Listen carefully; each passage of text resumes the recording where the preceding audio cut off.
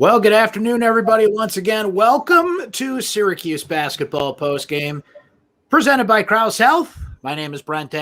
Mike Curtis with us here, and we are coming off the heels of a win for Syracuse. Will it be enough to get Syracuse in the big dance?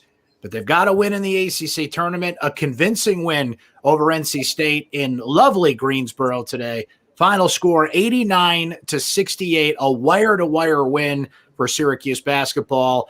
Kind of reminded me of that second win Syracuse had over NC State. So the Orange goes 3-0 against the Wolfpack this season, and a courtesy of our friend Mike Waters, a great stat here, Mike Curtis, that since Syracuse joined the Big East in 1980, they have now played a team 3 times in a season where the first 2 Syracuse won, right? So today was the 20th time that they had done this. They are now 15-5 in those games.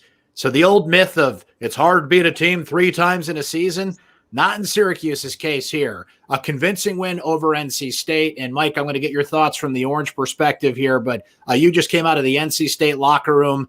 Their bubble is burst. Surely they'll be looking at an NIT future here, even though they finished the season strong with 5 straight wins. What were they saying about this game? And I'm sure we're asked about the tournament bubble popping as well. Yeah, definitely. Kevin Keats just got out of his post-game presser, and he was disappointed with the loss, of course, but he was extremely proud of how his team played and the effort that they gave. He said they only had 7 players, so there wasn't a lot of room for error that they could have.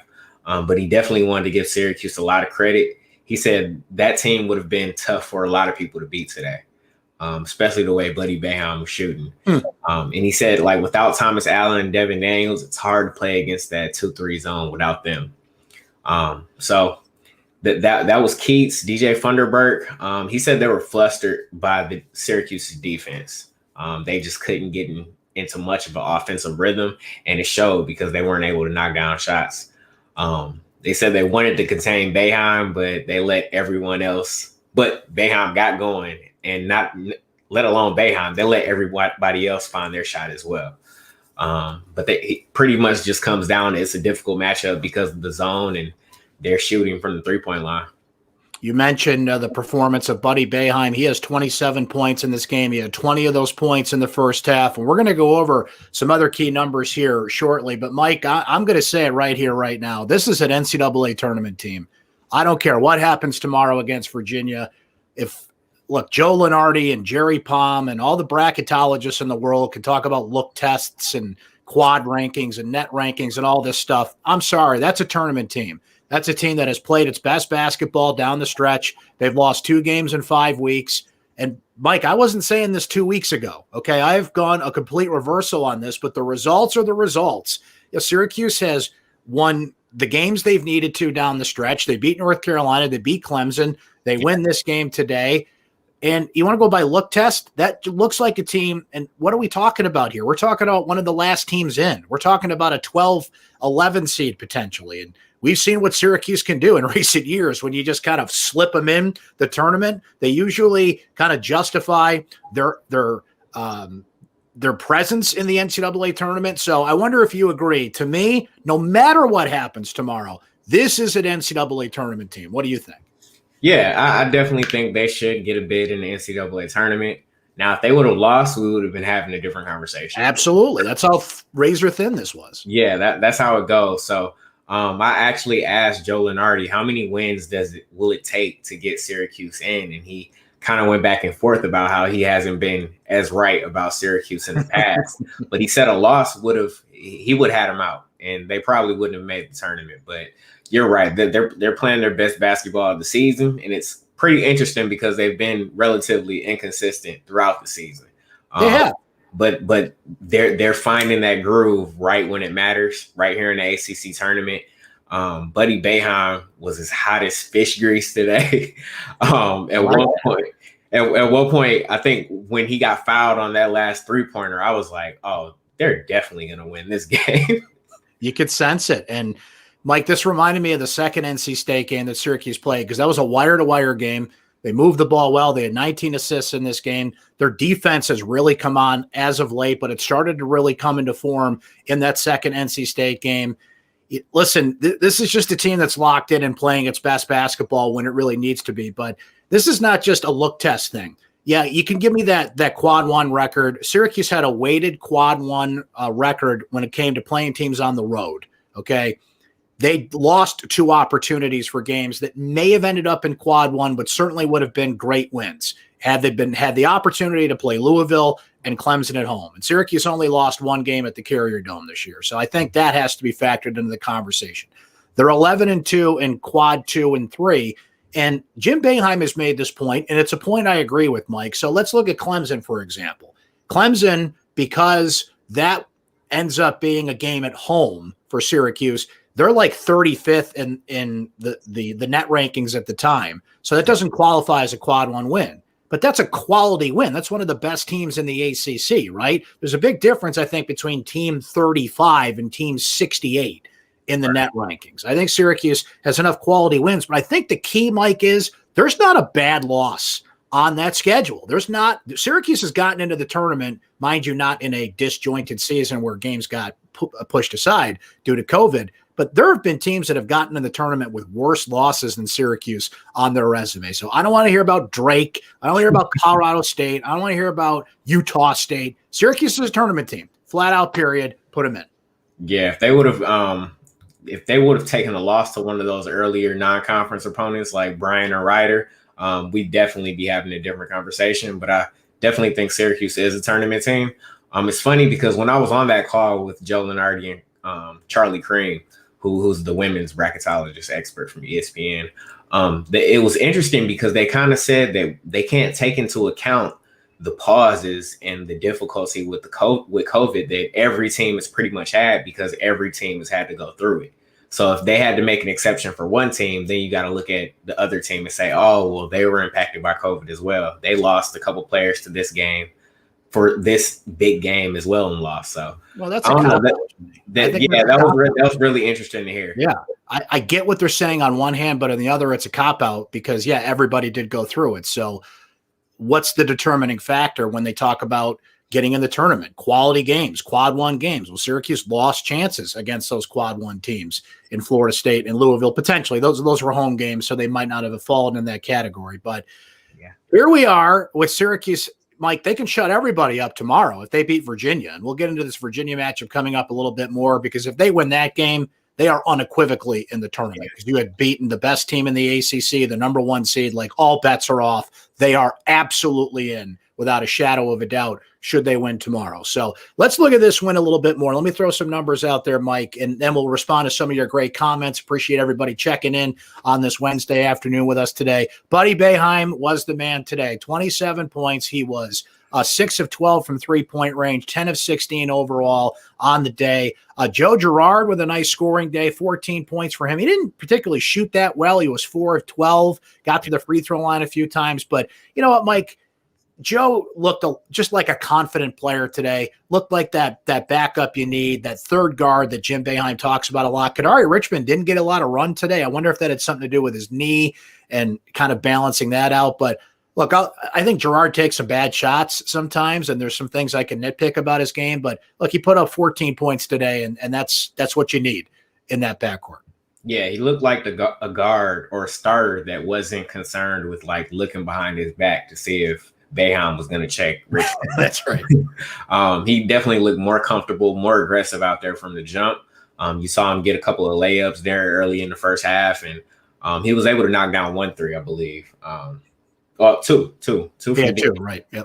But yeah, he definitely looked more comfortable than he has looked in recent games. But I think that's just a tribute to the experience that he's had when it comes to this time of the year. He was in the ACC tournament last year and played in that big game against North Carolina until the whole thing got shut down. So he's been in this moment before, and I think he's starting to remember that about himself.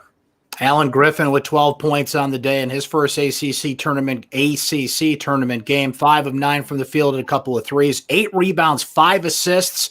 A great defense as well from Alan Griffin once again. Quincy Guerrier with 12 points on the day. He adds 4 rebounds before eventually fouling out down the stretch. How about Robert Braswell off the bench today with 11 points? I thought Jesse Edwards, in the limited time he played, I'm surprised he didn't play more, frankly, but he had 4 points, 8 rebounds on the day. Jesse and Alan Griffin leading the Orange in rebounding. As a team, Mike, they shot 57% on the day, consistent throughout. They were 48% from three-point range, 14 three-pointers overall in this game. And I think if you're Syracuse, what you got to like is a few things. The assists I brought up, 19 assists, 14 three-pointers on the day, 57% shooting the ball, and it's a balanced effort. You look around that box score, and everybody contributed something, even, as we mentioned, in limited minutes in the case of a guy like Jesse Edwards. And you know, we talk about this team playing its best when it needs to be at this time of the year. They're also getting the best balance I've seen from this team all year at the right time to do it. Absolutely. Usually when this team is playing good, it's usually because of one guy. That one guy was Buddy Boeheim today, but he also got help. And that's why I think they were able to get such a big score differential against NC State. And one thing I did want to point out is Alan Griffin. It seemed like he had a quiet game, but he had 12 points and 8 rebounds and 5 assists. So he was able to get his teammates involved. I saw him do a really nice cross-court pass to find Buddy Boeheim for one of those early threes. And he was just locked in offensively and defensively. So when he's playing that well and he's not concerned about scoring, I think that bodes well for Syracuse. You know, everything is notable. You just brought it up, Mike. So last year, Syracuse plays North Carolina in the ACC tournament, and then the whole thing shuts down. I don't think that team would have made the tournament, but Syracuse played its best game of the season in the ACC tournament. Here we are a year later. They arguably play their best game of the season. If it's not this one, it's in the top 2 of the season in the ACC tournament. And that's notable because prior to these 2 games, this one in North Carolina last year, Syracuse has been awful in the ACC tournament. A lot of early exits, and it's just not been a place where Syracuse has had success since they joined the ACC. So I think back to those old Big East days for Syracuse and all the runs they made there and just the great memories from it. They're finally starting to come around in Greensboro at the ACC tournament. That's good news for them. And that's what you want to do. You want to be playing your best basketball this time of the year going into the tournament, which they hopefully they want to get a bid and get a chance to show what they've got. I know it's funny. I hate to keep bringing up Lenardi, but he said he doesn't think that they'll make it, which probably means that they're going to wind up in the Final Four again, like he predicted a few years ago. Listen, let's have Joe just keep Syracuse in that first 4 out category, because that means they're going to be in. All right. And to Joe's credit, you were on the call with him. Yeah. Joe fully acknowledges, I've talked to him about this too on the radio, that he's wrong about Syracuse often. 2016, he said they're out, they get in, they make a Final Four run. 2017, he says they're in, they don't make the tournament. 2018, he says they're out, they get in and make a run to the Sweet 16. So Joe's always wrong. It's just flat out, period. 2019, Syracuse got in comfortably, but ended up losing to Baylor in the tournament. Baylor hit 16 three-pointers in that game, just a bad matchup for the Orange. And, of course, no tournament last year. So, look, again, we said it, Mike, if this team wins tomorrow, everybody's got him in. It's funny how you play 23 games up to this point, and it was all dependent on today. It doesn't lock them in today, but how one game at the end of the year in a conference tournament can at least swing the momentum the positive way for the Orange. So let us respond to some of your comments. Appreciate everybody checking in today. And always great to get a little matinee action. I remember back in the day, Mike, when I was in school, and you knew you'd get the cool teacher when Syracuse was in the Big East tournament at the time, and they'd roll in the old TV, and the big roll. Yeah. You got games on every day from 11 a.m. to the time you go to sleep. That's when you knew you had the cool teacher, when they let you watch the game during the day. So I hope you guys enjoyed the matinee action, and we get it again tomorrow. Syracuse plays Virginia at 12 o'clock. Dale says, good hustle, good shooting. Easy win for the Orange. Donna likes it. Third time the charm. Now let's get monster revenge on Virginia. Mary Ellen notes here, Mike, a big win, a much-needed victory, and a good team effort. Buddy started them off and didn't look back. And, Mike, Buddy has been white hot down the stretch. This is a guy that's locked in. He's getting those shots on the wing, and it's not just open shots. He's starting to hit contested shots as well. Here's the situation with Buddy. So he adds 27 points today. Right at the end there, he was trying to get his career high. He missed three-pointers in the end of the game. You could tell they were trying to get him his career high. But coming into today, in Syracuse's last 5 games, he had averaged 21 points per game. He adds 27 of that mix. So if you're Virginia, you want to do everything you can to just take Buddy Boeheim out of the game tomorrow. It's that simple. Yeah, Buddy's been phenomenal over this past down the stretch for Syracuse. And I just think it's really strange how Buddy hasn't reached the 30-point mark in his career, regardless of like all these hot shooting streaks that he finds himself in. He just can't get over the hump of 30 points. And you'd have thought he'd reached that point, especially this year. Now that he's a junior, he's taking more shots than he has. But it's just so strange how he hasn't gotten past that hump yet. I like this comment from Tom. Says, great win. Hopefully gets him in the big dance. Went into Cobra Kai mode at the beginning in the second half.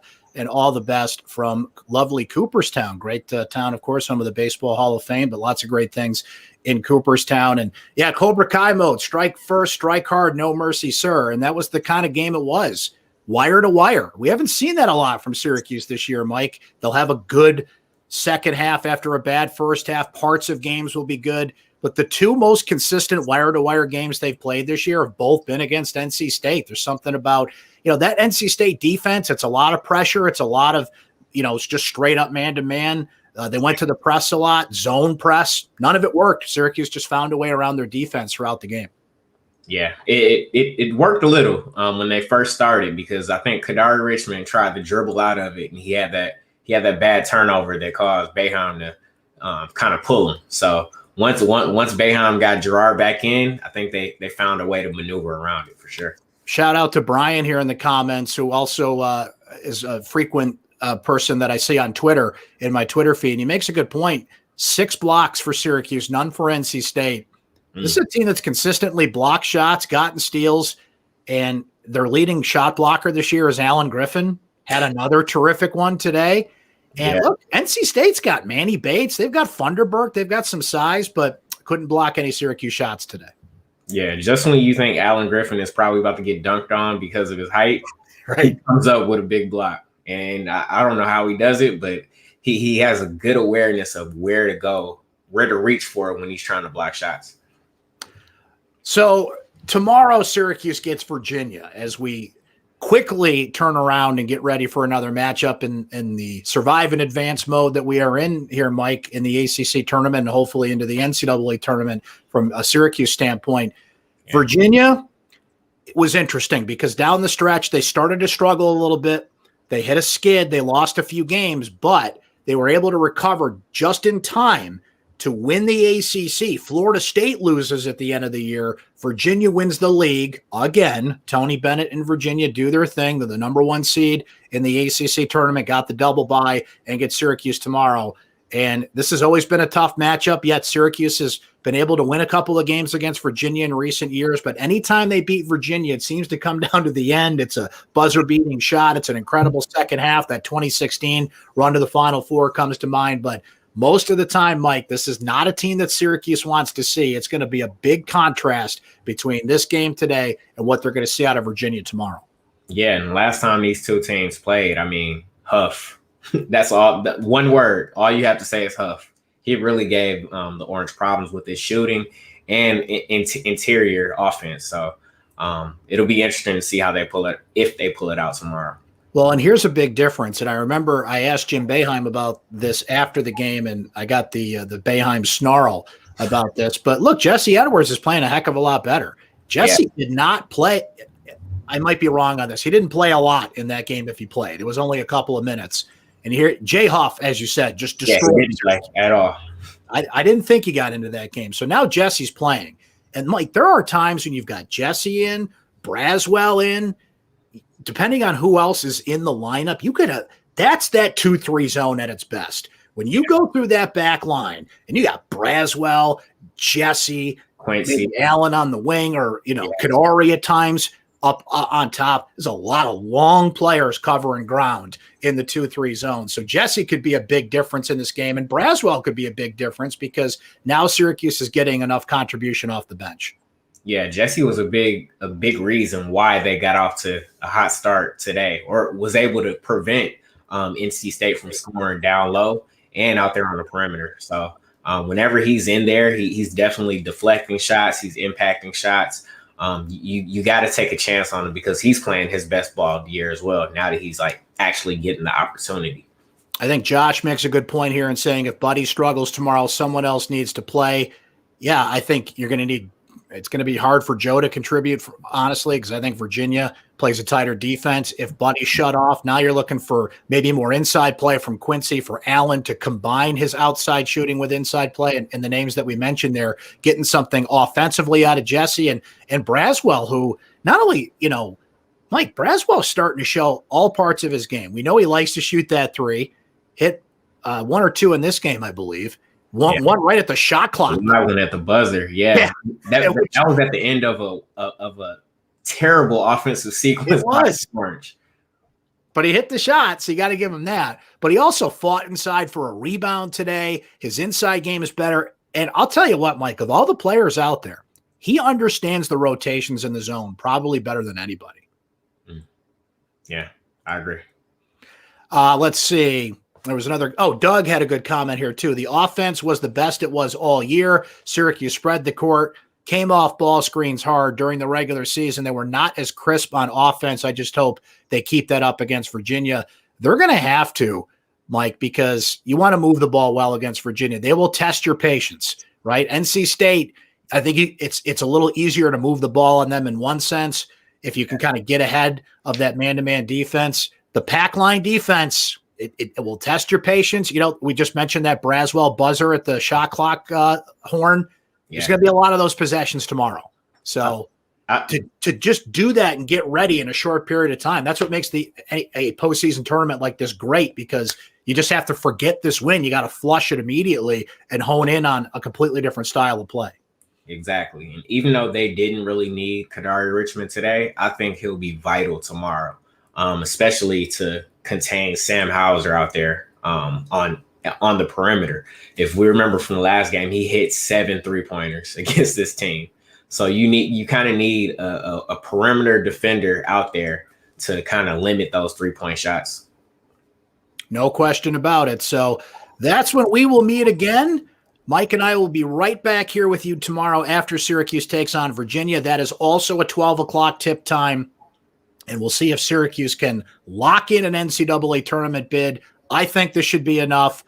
I don't want to hear about look tests and all that other stuff. This is an NCAA tournament team, but I don't make the rules. So if Syracuse wins tomorrow, it's just a matter of what seed they get and what bracket they're in, not if they're in the bracket or not. So thanks for coming by today. You guys enjoy the rest of your afternoon. Mike and I will be right back at it here tomorrow here on YouTube, on Facebook Live. If you do miss this, we put the YouTube version of this up on my recap on syracuse.com. We'll fire it off on social media as well, so you can watch it on demand in case you miss us here live. Look for all of our coverage throughout the afternoon and into tonight and tomorrow morning as well. And then we'll just do it all again tomorrow against Virginia. So, Mike, enjoy the rest of the sunny afternoon here in Syracuse, New York, and we'll get it going again tomorrow, my friend.